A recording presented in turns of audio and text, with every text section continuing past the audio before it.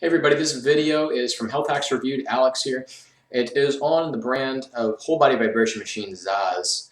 Zaaz, Z-A-A-Z, Zaaz Studios, Zaaz Movement.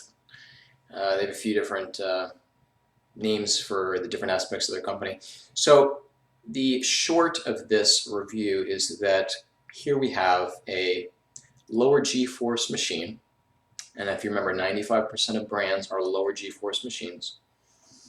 And the 20K goes to 3.4 Gs. But there is a difference now between this low G-force machine and low frequency machine and the other 95%. So there's no denying that it is a low G-force machine, okay, and has a low frequency range. But it is different from the standpoint that this is actually a machine that was custom engineered, custom components, big improvements, and that is at the actual facility in China. So they kind of did a similar thing, which they improved and had hands-on at the actual facility in China, like Hypervibe. So they have built a machine that probably looks, because the frame looks similar to another couple brands, but the inside is very different. There's way more cost that goes into this machine. But at the end of the day, yeah, the ultimate conclusion is it is a low G-force machine, it is a low frequency machine, but this is fantastic for if you want something that lasts a long time. It's great in a commercial setting. It's been used in a lot of their studios, commercial settings for a while, holds up really well over time. It's probably the most, excuse me, the most durable machine that is low G-force and low frequency that's out there. It's a fair statement. So with that comes a great company in terms of customer service and support and training, another important aspect that sets them apart from other low G-force machines. That's pretty much it. For a low G-force machine, plate's pretty small. Handlebar arrangement along the side is really good for stability and for people that have trouble getting on and off machines or need to take more weight off of their lower body, so they're leaning more on the side handlebars. That can be helpful for some people. So again, I usually discern that on the phone if it's going to be better for you, or if another machine is better suited. It just depends. They also do in-house financing, which is unusual. They are one of the more financially stable companies in the industry and have invested multi-millions of dollars offline in their state-by-state fulfillment centers, training, that type of infrastructure. So they probably have the biggest offline brand recognition in the United States, would be a fair statement. They're not quite as well known online just because they don't advertise really as heavily online. Again, they put most of their money offline. And what was I going to say about the plate, the speed? Again, there's two models, 15K, 20K.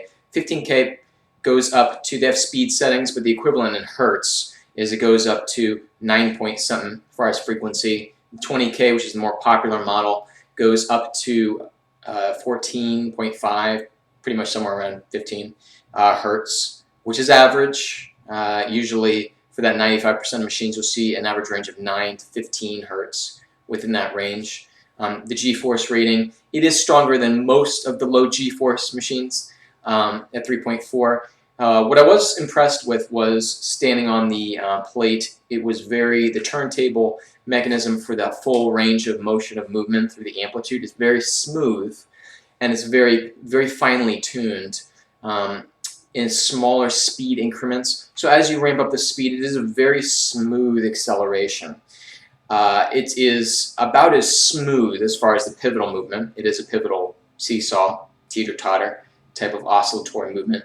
I felt it was about as smooth as a Galileo. It's one of the smoother machines I've stood on as far as the actual sweeping. It's not jarring at all. You can find a lot of times, by the way, and I'm mentioning this because a lot of machines that are lower G-force machine, lower hertz machines out there can be sometimes a little bit jarring. They just don't have the same quality of engineering and the turntable mechanisms inside there. So for the price point comparatively to other low G-force machines, it's probably the better or best value in terms of how it holds up, the training, the support, the repair, just all that kind of stuff on the back end. They're really good company for that lower performance category, okay?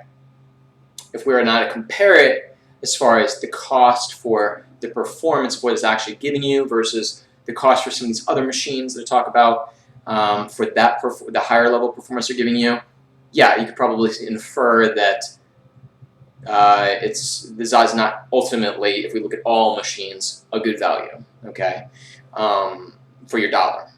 I'm talking about in terms of performance. Not everybody needs high performance machines.